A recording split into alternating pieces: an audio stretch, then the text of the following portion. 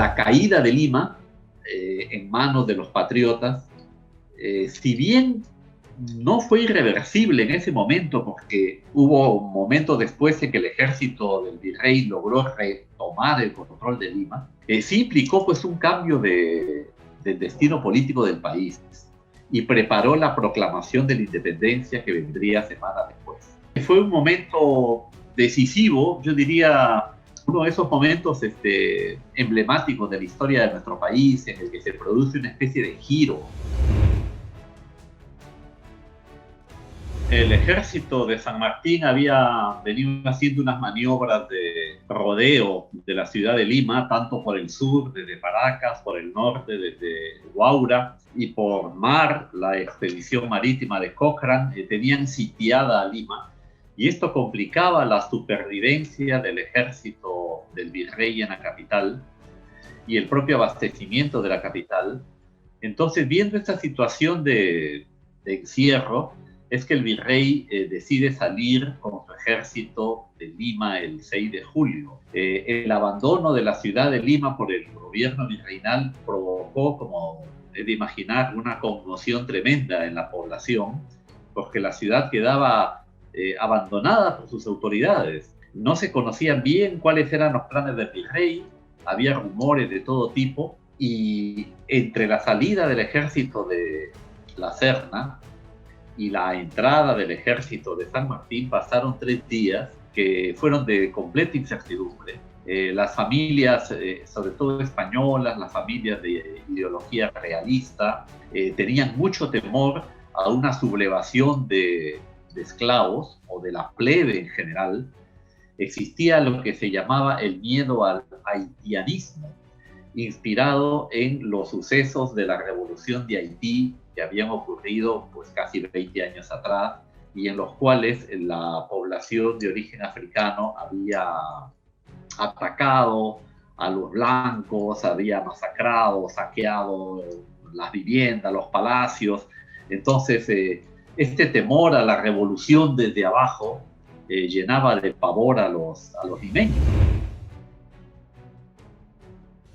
Tras la salida del ejército del virrey, muchas familias se fueron tras el ejército, o sea, acompañando al ejército en su huida, en su retirada, en todo caso hacia el Cusco. Otras familias corrieron a refugiarse al puerto del Callao, donde esperaban encontrar un refugio en el Real Felipe, que era un fuerte aparentemente inexpugnable. Otras se fueron a encerrar en los conventos, que también parecían un lugar de tranquilidad, de refugio. Otras decidieron permanecer en Lima, pero con la puerta blindada, ¿no? Tratando de atrincherarse para lo que pudiera venir.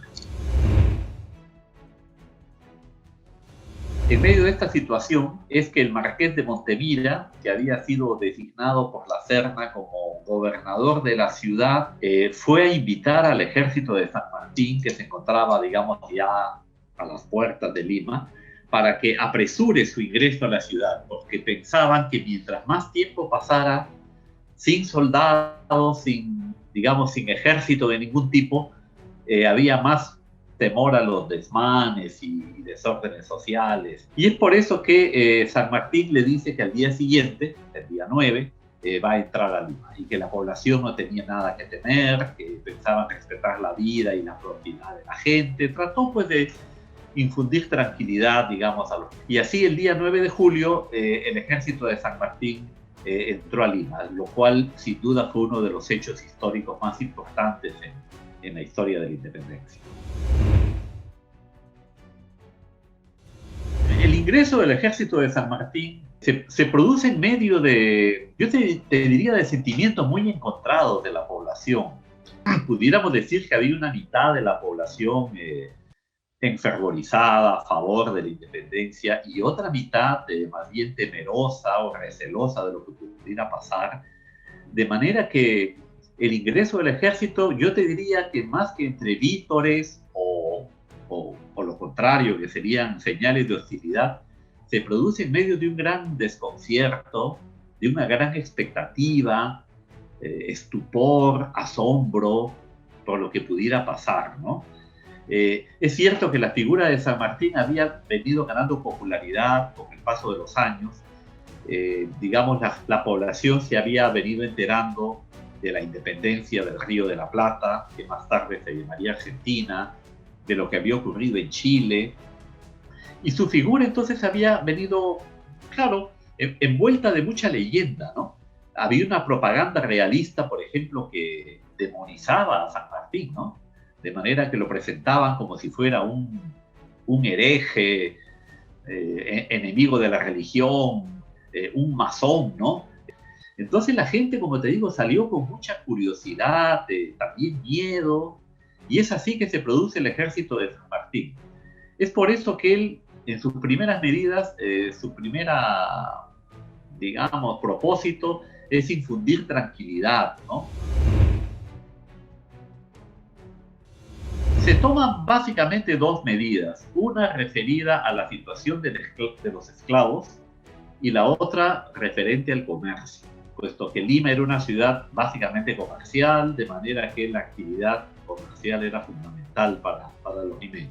Respecto a la esclavitud, San Martín dio una medida, yo diría más bien tímida para lo que se esperaba, que fue decretar lo que se conoce como la libertad de vientres, es decir, que los niños hijos de los esclavos que nazcan a partir de dicho momento, que fue el 12 de julio que se da este decreto, serán libres, o sea, no heredarán la condición de sus padres, sobre todo de la madre, ¿no? Que era la que transmitía la condición de esclavitud. Esto se podría resumir en la frase, nadie nace esclavo en el Perú. A partir de ese momento nadie nacería esclavo. Había expectativa de que iba a proclamar el fin de la esclavitud, de manera que a partir de ese momento los esclavos dejaban de serlo y pasaban a ser hombres libres.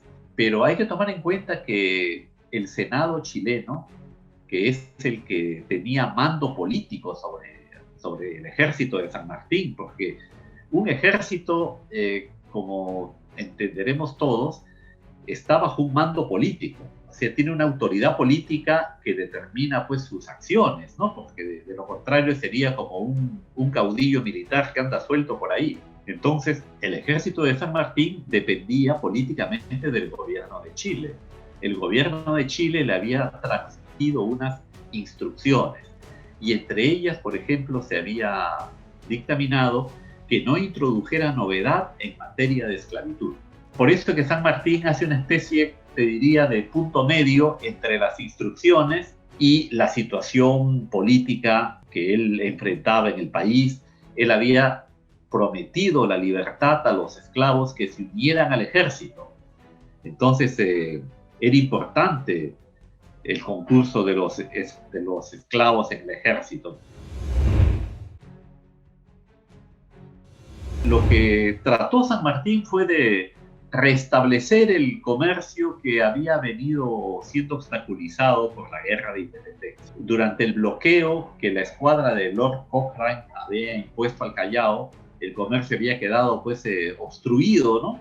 Y la ciudad de Lima pues desabastecida. Lima dependía mucho del abastecimiento de alimentos de otros lugares. Entonces, San Martín trata de regularizar el abastecimiento, la actividad comercial, que era tan importante para la supervivencia de la población, e introduce entonces un régimen de aranceles, o sea, de impuestos de aduana, yo diría que moderado, más o menos siguiendo la tendencia liberal de la época, que era facilitar el comercio con tarifas moderadas, que más o menos se situaban en un 20%, un poco como es el nivel del IGB hoy en día, ¿no? Que es 18%, algo así. Y declarando libres de derechos una serie de productos que él juzgaba importantes para el progreso económico del país. Por ejemplo, el azogue, que era fundamental para la producción minera, es declarado libre de derechos. Los libros, la maquinaria, los instrumentos de fierro, los instrumentos científicos, todo eso es declarado libre de derechos. De manera que con esta medida el gobierno, digamos, que ponía de manifiesto su espíritu, podríamos llamar progresista, liberal, de apoyo a la ciencia, a la difusión de la cultura. Pero otras medidas más bien fueron un poco en contra de esa filosofía, podríamos decir, que fue la prohibición de la exportación de metales preciosos, de oro y plata, y la imposición de un impuesto a la exportación de la plata amonedada. En medio de la guerra de independencia, de la incertidumbre, había mucha fuga de capitales. De hecho, familias españolas estaban saliendo del país llevándose pues, sus caudales, ¿no? Y entonces la prohibición de la salida de oro y plata implicaba ponerle un freno a esa fuga de capitales. Ese fue el sentido de esas medidas que limitaron el comercio de metales preciosos en ese momento. Parte de Guerra narra el curso de la independencia desde el desembarco de San Martín en Paracas hasta la proclamación de la independencia el 28 de julio de 1821. La República lo invita a viajar al pasado de la mano de historiadores peruanos y extranjeros. Viva el proceso de la independencia en tiempo real.